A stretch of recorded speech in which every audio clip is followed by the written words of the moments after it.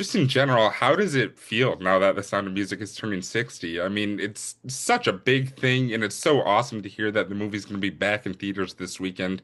Is it like Yeah. ever a surreal, like pinch me kind of moment that it's become such a big iconic piece of art all this time later? Well, yeah, it's always a pinch me moment, of course. I mean, who would have thought at age 7 that 60 years later I'd still be getting, $5 checks from SAG for playing the movie.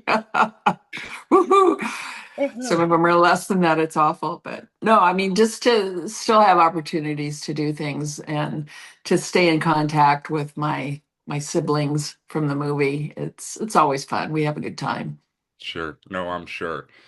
Debbie, this is obviously the first time we've met, but I have a feeling that if I ask you how important filming The Sound of Music was to your childhood, you'd probably say it was pretty important. I'm sure that stands out a little bit. Yeah, that's one of the bigger ones, I think. But when you kind of think back to that time in your life, do you have like a moment or a memory that stands out the most? Like, is there like a point in time when you were kind of filming that just sticks out in your brain? Like, yeah, that was incredible. Like, when I think of The Sound of Music, that's what I think. Incredible or memorable? There's a Uh, difference. memorable, but now I'm curious about both. Oh, okay. Well, the one that sticks out in my memory is when we had to fall out of the rowboat Mhm. twice in ice cold spring water that's in a mucky, mucky, icky pond that was man-made. So it's not like a spring-fed pond. So it was murky, and it still is. If you happen to ever go there, it stinks. And we had to do it twice. That sticks out in my memory like, Yeah, ooh. I'm sure. I'm So. sure. But I mean, worth it for the movie. That scene, I was just watching it again yesterday, and that scene sticks out. Yeah, I can remember because we had these sandals on, and I remember mud getting stuck underneath, and we're going to because it was probably this much muck that you sunk down as you're walking. Yeah. So all I can say is I'm glad I didn't get, one of those nasty, what do they call leeches? I didn't get a leech. Somebody once I forgot somebody got a leech on them. And thankfully it wasn't me. Yeah, right. At least you didn't have to do it 3 times too. I'm sure two was Yeah. Well, yeah, no, that I would have done it if they had to, but I'm glad they didn't. sure, totally. And Debbie, I was just talking to Angela earlier today, and she told me that all of you Von Trapp children still keep in touch a lot. You still have like a thread where you're all kind of talking to each other, even though you're Yeah, all spread out across the continent. What does that kind of mean to you now? I mean, it's been 60 years, across and the I feel continent, and across the world. Nikki's in right. Australia. Hmm. So, Yeah. yeah. Yeah, But I we were feel all like together in Italy last month and we had a blast mhm, last month. No, it was in July rather.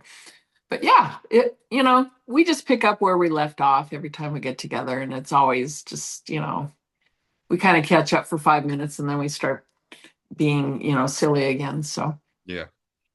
It's awesome because I just feel like not mo many movies can probably say that 60 years later yeah. the cast are so like close and good friends. It's great. Yeah, that's true. That's true. So Debbie, I'd love to ask you a tough question that I'm sure you've been asked a lot over the course of your career. Not a tough one. Not that tough. But of all like the songs in The Sound of Music, do you have an absolute favorite? Like whether it's because your involvement in like filming the scene or one that's just kind of stuck through your memory over the years, do you have like a number one go-to? My number one go-to is Edelweiss, and partially because for the last 36 years I've been a floral designer, Okay. and I always wanted to work and have Edelweiss because I love the song. I mean, it brings tears to my eyes. Why? I don't know, because it's not my country or anything. But do you know the backstory about Edelweiss? It was not really it's not an Austrian song. It was a Rogers and or where are the guys? Yeah, Rogers and Hammerstein. They came up with that song. They wrote it. And when Ronald Reagan was president, apparently he wanted to go and watch The Sound of Music. And he says, well, his favorite song at that time was The Sound of Music, of course, because, he picked Edelweiss for when the Austrian chancellor or whoever it was, some dignitary from Austria came and they had them play the Edelweiss. And little did you know, it really wasn't one of their songs. Oh wow. So I did not know that. That's Whoops. crazy. Wow. So, but it was his favorite movie. So Yeah. that's kind of cool. I'm gonna have to go look that up now after that. Sound Yeah, I'm well, so did you curious. see the movie Reagan? I think there's Yep. a reference to that in the movie. Yeah. Not that no, they wouldn't have said anything about the chancellor, but that it was in the newspaper, and I remember clipping it out years ago. Since I don't know where it is, Sure. but I clipped it out because he was talking to, was there a guy named Jim Baker? Was his maybe press secretary or something like, you know, Jim, I'm gonna watch The Sound of Music tonight. Leave me alone. So, As one does. like, wow. Yeah. That's pretty So, fascinating. yeah, to think that a president liked a movie I was in. Wow. I mean, it's the sound of music. It's well deserved. Debbie, I'd love to hear a little bit about kind of what it was like working with Julie Andrews on the film too, because I mean, obviously it's Julie Andrews. We all know her, we all Yeah. know her, but she was coming right off Mary Poppins at the time. Do you remember like the Yeah. first time that you guys met and like what that kind of first interaction was like? Well, the first time we met, we were hopping in bed with her Oh, for the really? That thing? thunderstorm. Don't take that wrong. Yeah, because it was the thunderstorm scene, and did rehearsals with her. That was the first time I met her, as I had to jump in and snuggle up to this perfect stranger I'd never met before. And she was so nice and so inviting and so loving. I mean, truly just made us feel like as comfortable as you can be. And she's always been just wonderful. I mean, she takes the time when we have reunions, which is not often with her. And she takes the time to like speak to each of us at least, for a few minutes. And what are you up to? And she's interested. And um, you know, so I would say she's a diamond in the rough and always will be. Oh, I love that. I love that so much. That's Yeah. great. So I've seen The Sound of Music so many times throughout my life. My mom showed it to us when we were growing up all the time. It's her favorite movie. So I've seen it a lot. But one of the things that I've kind of always just loved about this movie is how different all the Von Trapp children feel. I mean, they're all part of the same family, but they're all their own person, like their own struggles, trials, tribulations, all of that. So, what is it about your character, Marta, that specifically kind of spoke to you, both back then when you were filming and like now as you've kind of grown up with her? Well, Marta is me. Yeah. I mean, her personality, she was shy and bashful, kind of, a little precocious sometimes, but um, I'm a lot like Marta. Mm, I don't know if I was like the real, I think her name was Johanna, the real Von Trapp that would have been my counterpart.